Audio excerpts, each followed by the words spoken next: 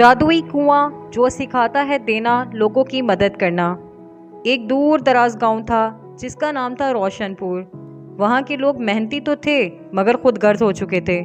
कोई किसी की मदद नहीं करता था, सब सिर्फ अपना सोचते थे। गांव के बीचों बीच एक पुराना बंद कुआं था।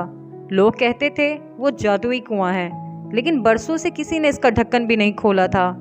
एक दिन गांव में पानी की बहुत किल्लत हो गई।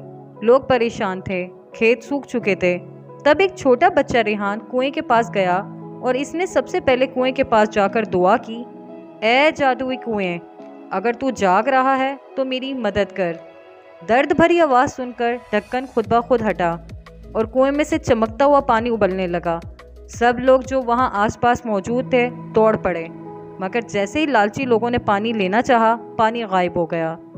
तब कुएं में से एक चमकती हुई आवाज़ आई, ये पानी उनके लिए है जो दूसरों के लिए सोचे।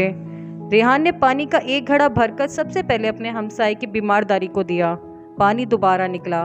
फिर सबको समझ आ गई, ये जादुई कुआं सिर्फ उसी की मदद करता है जो लोग दूसरों के काम आते हैं।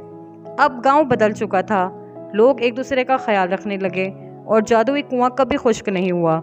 कहानी से सबक, जब हम दूसरों के लिए सोचते हैं तब कुदरत भी हमारे लिए जादू करती है। जादुई कुएं से मिसाल मिलती है, जो बांटे वो ही पाए।